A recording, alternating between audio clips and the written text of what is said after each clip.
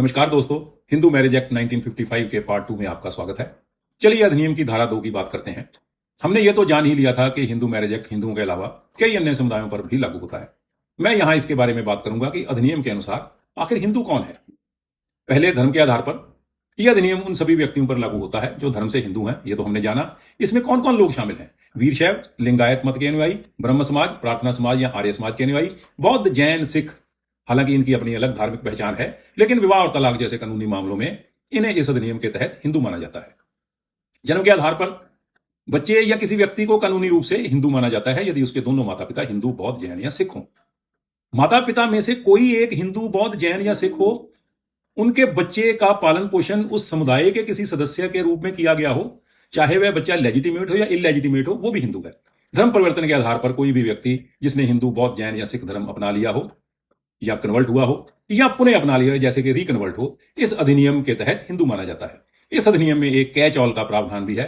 वो यह कि भारत में रहने वाला हर व्यक्ति जो मुस्लिम, ईसाई, पारसी या यहूदी नहीं है, वह आमतौर पर हिंदू विवाह अधिनियम द्वारा शासित होता है, जब तक कि यह साबित न हो जाए कि हिंदू कानून या प्रथा उन पर लागू नहीं होती। महत्वपूर्ण बात यह भी है कि अधिनियम शेड्यूल्ड ट्राइब्स यानी अनुसूचित जनजातियों के सदस्यों पर लागू नहीं होता, जैसा कि संविधान के अनुच्छेद 366 के तहत परिभाषित है, जब तक कि केंद्र सरकार गजट में विशेष अधिसूचना करके जारी न कर दे।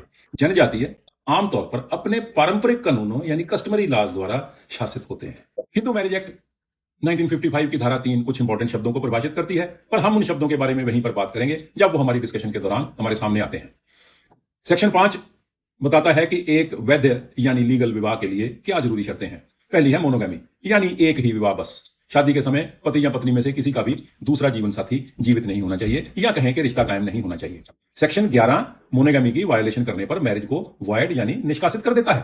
भारतीय न्याय संहिता यानी बीएनएस की धारा 82 भी बाइगैमी के अपराध से संबंधित है। इसके मुख्य बिंदु हैं कि इसमें भी सजा का प्रावधान है। यदि कोई व्यक्ति अपने पति या पत्नी के जीवित रहते हुए दूसरी शादी करता है तो उसे 7 साल तक की कैद और जुर्माने से दंडित किया जा सकता है।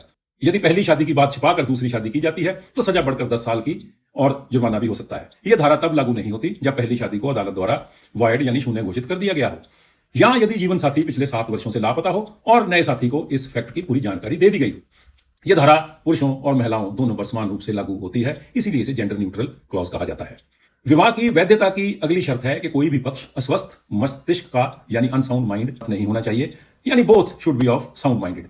मैरिज की वैधता की अगली कंडीशन है कि शादी के समय दूल्हे ने 21 वर्ष की आयु पूरी कर ली हो और दुल्हन ने 18 वर्ष की आयु पूरी की हो। इसके बारे में डिटेल जानने के लिए इंतजार करना होगा अगली वीडियो का। जय हिंद।